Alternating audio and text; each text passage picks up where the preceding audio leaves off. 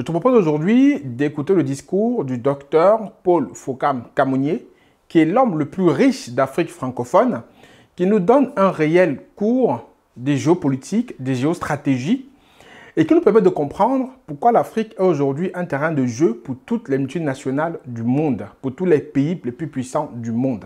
Donc je vous laisse avec ce discours-là qui, j'espère, va vous instruire, va vous édifier et vous donnera les raisons pour lesquelles il faut que nous soyons tous actifs dans le développement du continent africain.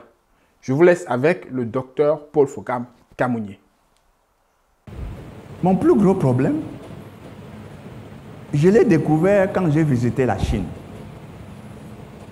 Quand j'avais visité la Chine il y a peut-être 25 ans, je me suis trouvé en face d'une carte du monde.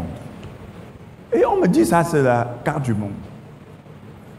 Et ça n'avait rien à voir avec la carte que j'ai toujours vue et qu'on m'a toujours enseignée. Je me suis posé, et la Chine était au milieu. Et je me suis posé la question, c'est quoi? Je rentre, je retrouve cette carte. C'est celle qu'on m'enseigne. Sauf qu'il y a deux détails. Le premier, c'est que l'Europe est assise sur l'Afrique. Ce qui veut dire qu'elle est dans la situation de domination. C'est une carte fabriquée par l'Europe. Elle le fait exprès parce qu'elle a une vision. Qu'est-ce que je fais pour dominer l'Afrique? Elle est assise sur l'Afrique. Et l'Afrique même, qui est ici un peu au centre du monde, personne, aucun Africain ne se rend compte qu'il est au centre du monde. Mais j'ai pensé que cette carte, pour moi, en tant que chercheur, n'est pas bonne. Et que l'Afrique doit refaire sa propre carte avec sa propre vision. Et pour refaire sa propre carte avec sa propre vision, j'ai élaboré pour vous une autre carte de l'Afrique que je recommande.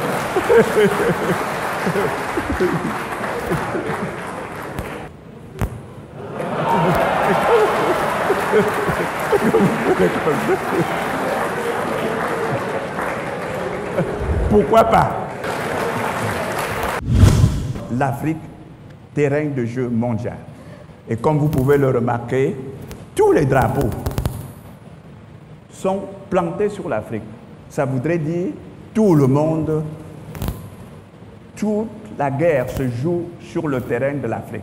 Toute la guerre économique se joue sur le terrain de l'Afrique. Et nous, Africains, nous avons une obligation de le savoir. Ceci permet d'avancer plus loin et de vous dire quelque chose. Vous savez, sur ce terrain, il y a ce qu'on appelle les enjeux. Pourquoi sommes-nous sur ce terrain? Pourquoi devrons-nous être là? En fait, quels sont les acteurs de ce terrain? La réalité, il y a des acteurs, il y a des enjeux. Et ensuite, quels sont les instruments utilisés pour pouvoir faire cette guerre? Et enfin, quel est le terrain de jeu? Où est le terrain de jeu? Le terrain de jeu se trouve où? Et je terminerai par vous dire, en fait, je pense qu'il est important, indispensable, que l'Afrique puisse prendre conscience de l'existence de ce jeu qui se joue sur son terrain et prendre part à ce jeu qui se joue sur son terrain. En fait, le jeu, on se bat pourquoi? Quelle est la raison d'être du combat qu'on veut mener? Le premier, vous savez, c'est généralement des combats économiques. Le premier, c'est la masse de consommateurs. Et comme vous le savez, l'Afrique a normalement déjà 1,3 milliard. Et composé essentiellement des jeunes. Ce qui veut dire un marché qui va durer plus longtemps. Composé essentiellement des jeunes, un marché qui va durer plus longtemps. Je voudrais ajouter qu'en 2050, les prévisions de l'organisme international chargé de la population prévoient qu'on sera à 2 millions. Ça veut dire qu'on sera la plus grande masse de la population, la plus grande masse de consommateurs du monde. est-ce pas normal qu'on puisse s'intéresser sur ce marché? Le deuxième élément important, c'est quand même les réserves. Les ressources naturelles, nous les avons. C'est en fait nous qui les possédons. Et nous les possédons toutes. Si je parle de réserves d'or, c'est encore l'Afrique qui a 40% des réserves mondiales. Si je parle de réserves de cobalt, c'est encore l'Afrique qui a 60%. Platine, c'est encore l'Afrique qui a 90%. Et si je veux continuer, je voudrais vous présenter totalement la carte du monde de réserve et vous allez voir que l'essentiel se trouve en Afrique. Il est donc normal que le terrain de jeu, que le terrain de combat, parce que quand je parle de jeu, il faut comprendre combat, se trouve en Afrique. Mais il y a aussi que ce n'est pas seulement ça. Nous avons une diversité culturelle qui est l'une des meilleures diversités culturelles. Nous avons la forêt, beaucoup n'en ont pas. Nous avons la savane, nous avons le désert, nous avons les plateaux, nous avons les montagnes. Qui dit mieux? Personne. L'Afrique le dit, mais nous ignorons que nous les avons tous là. Et qu'avec ça, nous pouvons aller plus loin. Une fois j'ai planté les décors, je voudrais qu'on se mette d'accord sur une chose. En fait, que sont les acteurs? Que sont les acteurs? Ou plutôt, je voudrais me reprendre autrement. Qui est la proie? Et qui sont les prédateurs? La proie, bien entendu, c'est l'Afrique, puisque je vous l'ai présenté. Mais les prédateurs, c'est qui? En réalité, c'est toutes les grandes puissances économiques mondiales. Je ne veux qu'en citer que quelques-unes. Les États-Unis, la France, l'Allemagne, la Chine, l'Inde, et j'en passe, la Russie. Pourquoi? Parce que elles ont la puissance militaire, elles ont la puissance du savoir, elles ont la puissance technologique. Nous devrons nous rendre compte, que nous entrons en guerre avec des gens qui sont techniquement au point, scientifiquement au point, et que nous sommes derrière. Mais est-ce que ça veut dire que nous devrons fuir la guerre? Ma réponse est non, non et non. Mais quels sont les instruments qu'ils utilisent? Et ça, c'est très important. Les instruments sont tous là. Le premier instrument, c'est ce qu'on appelle la coopération internationale, avec tout ce que vous avez. Parce qu'on fait cette coopération internationale en disant « c'est pour votre bien ». Mais il faut mettre entre guillemets cette coopération, c'est ces organisations internationales, c'est l'ONU, c'est le PNUD, c'est l'UNESCO, c'est l'UNICEF, et j'en passe, parce qu'il y en a plein. Mais sachez au moins qu'ils ont un seul objectif. Transformer notre esprit. Transformer notre esprit pour regarder que les normes qu'elles ont établies, pour nous empêcher d'avoir nos propres normes, pour nous conditionner l'esprit de telle sorte que nous devenons des simples moutons dans le jeu. Mais comme on ne peut pas le faire seulement avec ces puissances, ils utilisent d'autres instruments encore plus puissants. C'est ce qu'on appelle les médias.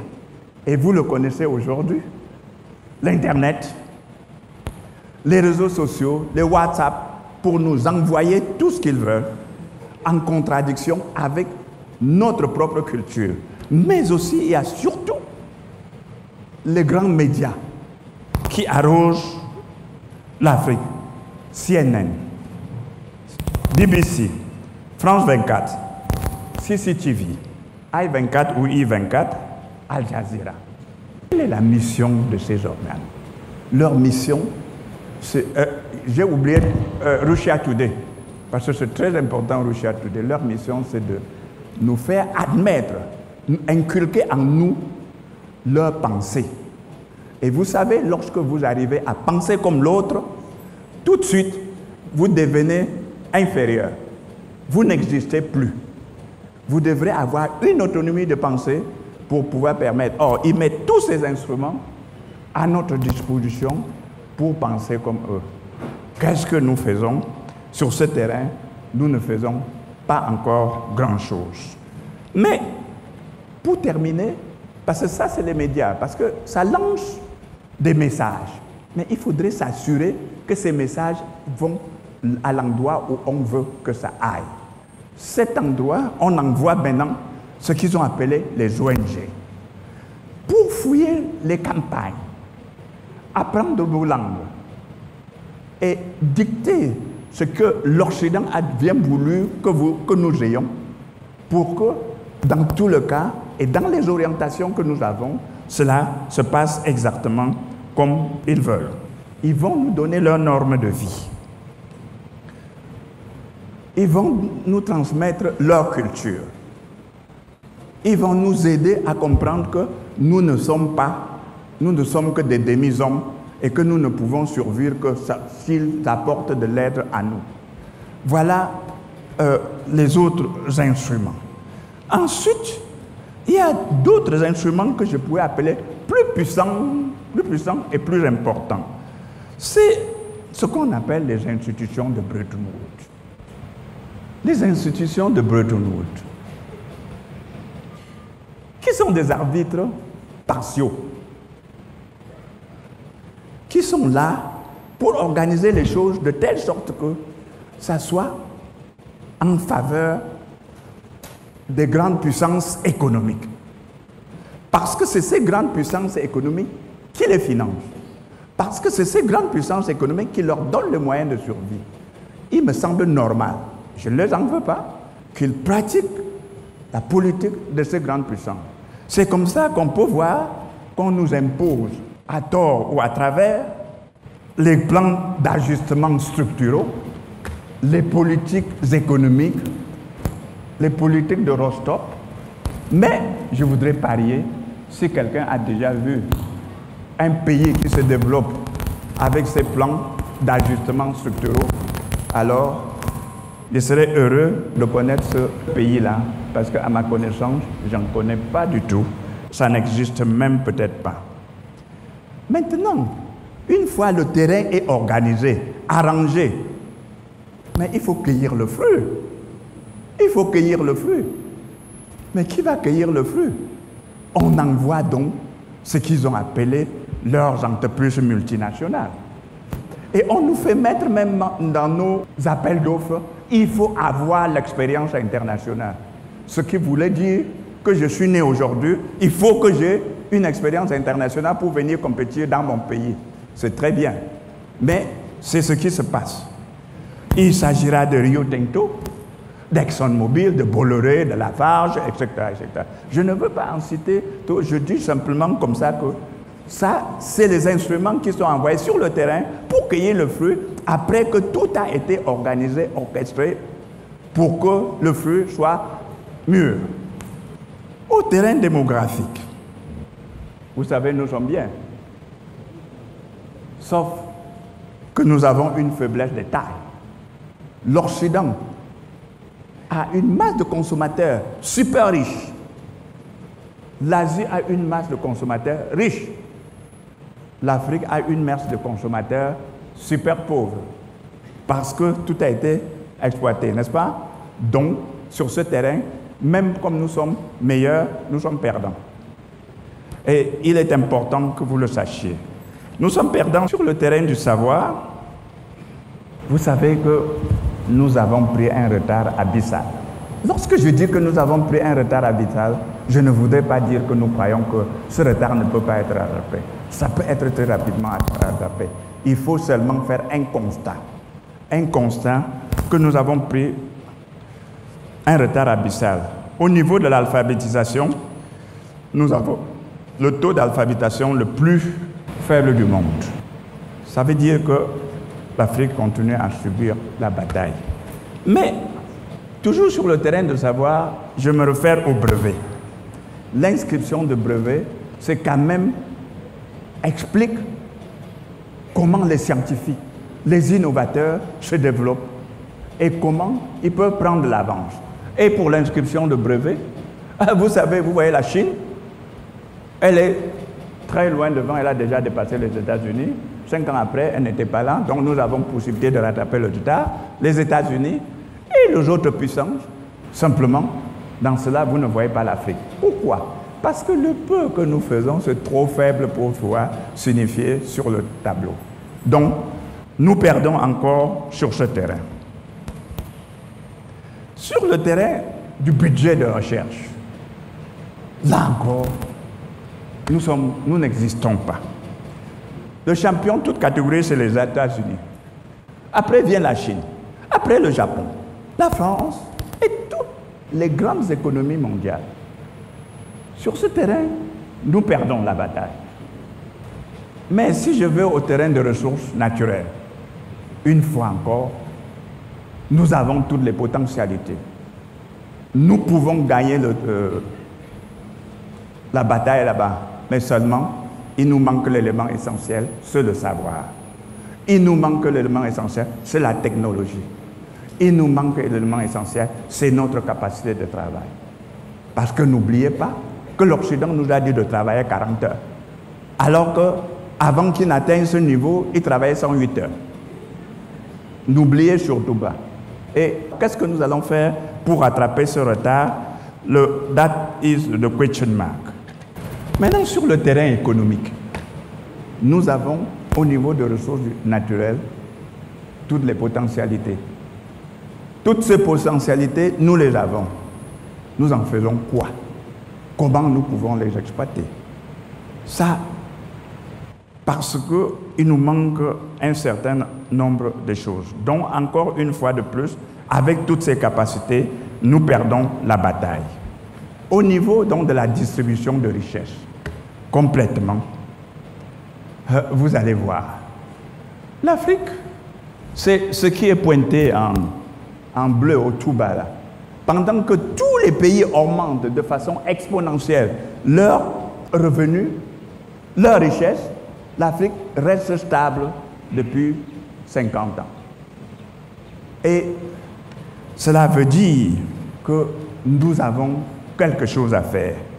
Au niveau du commerce mondial, je ne veux pas en parler parce que c'est désolant, puisque notre part représente seulement 2%. Notre part représente seulement 2%. N'oublions pas que nous aurons 2 milliards de population, c'est-à-dire le tiers de la population mondiale. Bientôt, avec 2% de revenus de distribution de richesses mondiales. Sur ce terrain encore, ils perdent toute la bataille. Sur le terrain militaire, vous comprenez, c'est dominé par la Chine, la France, le Royaume-Uni. Mais ce qui est plus grave, et ça, nous devons le savoir, ce qui est plus grave, c'est que beaucoup d'États africains ne savent même pas produire les cartouches des simples pistolets. Ne veulent même pas promouvoir la production des simples pistolets, sous des fallacieux prétextes. Oh non, avec ça on va faire le coup d'État. Mais seulement, la France fait faire cela par Dassault, une société privée, mais sous le contrôle permanent de l'État, ce qui ne permet pas à Dassault de faire des déviations. Mais les entreprises, l'État aussi peut créer des entreprises pour fabriquer au moins les... Parce qu'il faut bien que sur ce terrain, si nous voulons nous défendre, on est en champ de bataille. Parce que ce que je voulais vous montrer, c'est que le champ de bataille économique est un champ de bataille trop important pour qu'on le néglige. Ce champ de bataille, nous n'avons pas le droit de rester inoffensifs. Bien sûr, sur le terrain militaire, vous l'avez vu, vous l'avez observé. Et enfin, il reste un dernier terrain où nous sommes toujours, c'est le terrain de l'information. Je vous ai parlé tout à l'heure des médias, mais je voudrais venir vous parler d'autre chose. Dans les années 70, il était dit « This country is the hopeless country ». Hopeless. C'est-à-dire, c'est un continent sans espoir. Mais pourquoi on avait dit que c'est un continent sans espoir? Parce que en Europe, en Occident, on était en plein emploi. On avait besoin de la main-d'œuvre, qualifiée ou non. pour pouvoir développer cette économie, il fallait lancer des messages pour dire ne restez pas dans un continent sans espoir, venez chez nous. Et après, dans les années 90, il y a la crise économique qui sévit aussi en Europe. Alors, le langage va changer. L'Afrique est un continent d'espoir. L'Afrique est un continent de demain. L'Afrique, il fait bien vivre, etc., etc. Donc, les messages sont livrés simplement en fonction des intérêts économiques des nations. Parce qu'on est en guerre, on ne peut pas leur reprocher ça. Ce que nous pouvons reprocher, c'est que nous-mêmes, on ne fait pas attention. On ne fait pas attention à ces messages et on y croit. Est-ce que ça veut dire que nous n'avons pas de médias? Oui, nous avons quelques médias panafricains et des médias à l'intérieur de notre pays, de nos différents pays en Afrique. Nous avons par exemple Vox Africa, Africa 24, Africa Number One et Africa Cable. Mais qu'est-ce qui se passe? Les capitaines d'industrie qui sont dans cette salle, ces grands entrepreneurs, quand ils vont faire leur message, ils vont où? À CNN, à TF1, etc., etc. Et après, il dit, pourquoi? Les chefs d'État, les leaders des États, ils font leur communication. Ils vont où? Dans ces médias. Et après, il dit, les médias africains n'ont pas d'audience. Comment voulez-vous que quelqu'un ait l'audience lorsqu'on ne lui donne pas l'information? Comment voulez-vous que quelqu'un ait l'audience lorsqu'on ne lui donne pas la priorité? Or, vous ne verrez jamais la Russie donner des messages importants en dehors de Russia Today. La France utilise TF1 24. Ce qui est pire, et vous allez pouvoir l'observer, c'est que presque dans tous les aéroports africains, je les fréquente tous les jours on voit France 24, lorsqu'on est en zone francophone. Lorsqu'on est en zone anglophone, CNN. Alors que tout le monde sait, à moins que je me trompe, que ça c'est pour véhiculer des messages contre nos intérêts, contre nous. De là, on doit se poser une seule question. À quand l'Afrique? Et je dirais qu'il faut un réveil urgent. Je voulais même paraphraser le professeur Maurice Kamto, parce que dans un de ses livres, il disait « urgence de la pensée ». Je dirais aujourd'hui « urgence d'action ». Parce qu'à l'urgence de la pensée, il y a l'urgence de l'action.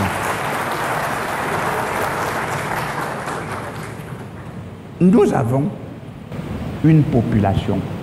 Si nous l'éduquons, si nous lui donnons le savoir qu'il faut, nous pouvons gagner toutes les batailles. Donc, dans ces conditions, l'Afrique doit pour mon part agir sur 4 fronts. Le premier front est le front de l'éducation. Et là, encore une fois de plus, avant d'aller plus loin, je m'en vais citer le professeur Jacques Famé-Dongo.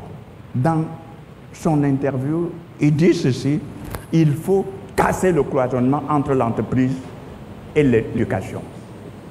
Il faut redonner une nouvelle image à l'éducation. Et cette fois-ci, il cite le chef de l'État. Il faut transformer notre système éducatif en un système productif. Mais c'est quoi transformer notre système éducatif en système productif? J'ai quelques mots à vous dire. Je crois qu'il faut une éducation du savoir, du savoir-faire et du savoir-être citoyen. S'il y a une éducation du savoir-faire et du savoir-être citoyen, nous allons pouvoir créer les conditions optimales pour pouvoir arriver à notre développement. Pour cela, c'est quelle éducation? Il faudra tout de suite abandonner l'éducation de récitation que nous avons héritée de la colonisation pour adopter l'éducation moderne qui est l'éducation du questionnement. Et pour cela, il faut prendre le questionnement depuis le très bas âge, c'est-à-dire depuis avant l'âge de 7 ans. Et je voudrais vous citer la théorie des jésuites. Ils disent, en général, si vous voulez que je fabrique un chrétien pour la vie, donnez-le-moi avant l'âge de 7 ans. Parce que c'est à ce moment et à ce moment précis qu'effectivement, il lui donne toute la manière de penser. Nous avons un devoir. Vous savez, nos universités africaines, globalement, ne figurent pas dans les 100 premières. Et même dans les 500 premières, nos universités, il y en a 4. 3 en Afrique du Sud, 1 en Égypte. Je veux dire, nous avons un travail et nous devrons pouvoir le faire. Le défi technologique. Ce défi, il s'agit en définitive, comme le ministre Famé Ndongo a dit plusieurs fois dans ce discours, il faut développer l'enseignement technique, l'enseignement scientifique, l'ingénierie, pour donner une masse suffisante à l'économie pour lui permettre de se propulser. Il faut, j'en dis, augmenter le budget de la recherche. Sur le plan économique, il faut que nous exploitons intelligemment nos richesses. Et nous pouvons le faire. Et je le disais dans une de mes publications, quelle Afrique en 2050? Et je le décrivais, je voudrais bien encore une fois décrire avec vous. Il faut que nous exploitions de façon intelligente. C'est quoi exploiter de façon intelligente? Nous savons que les autres ont le savoir. Et si nous voulons le win-win, c'est-à-dire un partage équitable, comme nous sommes en position de faiblesse, nous pouvons décider que dans une première phase, nous n'allons avoir que le tiers de ce que nous produisons, de ce qui est dans notre sous-sol ou sur notre sol. Mais la programmation doit être faite pour qu'on sache peut-être que dans 10 ans, nous aurons la moitié. Ça, c'est le tiers. Dans 10 ans, nous aurons la moitié, c'est sûr, à la deuxième phase. Et que, peut-être dans 20 ans, 30 ans, pourquoi pas, c'est pas long, nous aurions, c'est eux qui auront le tiers et nous aurons le 2 tiers. Et ça, c'est ce qu'on appelle le win-win game. Est-ce qu'on ne peut pas penser à cela et mettre cela en marche? Je voudrais arriver sur un point qui, en général, est sensible. Il s'appelle gouvernance. Mais qu'est-ce que je recommande? Parce que ça, c'est le plus important. Je recommande d'abandonner la démocratie occidentale. Adopter la démocratie africaine. Parce que cette démocratie africaine a beaucoup de ses vertus. La première des vertus, c'est l'esprit d'indépendance. Et pour évoluer, il faut être indépendant. La deuxième, c'est la libération de la pensée. Nos pensées doivent être libérées. Et la troisième, la consultation et le respect du peuple. C'est ce qui existait chez nous. Et cela me fait tellement plaisir que juste dernièrement, il y a moins de 2 semaines, quand je lisais un journal, Mutation, j'ai retenu une chose de l'ambassadeur Claude Altenmatt de la Suisse. Il dit, et il a soutenu l'idée que la démocratie africaine est la meilleure au monde et que l'Afrique n'a pas besoin de rechercher des modèles de démocratie ailleurs. Parce que chez nous, c'est ça qu'on applique. Chez nous, on est bien avec cette démocratie.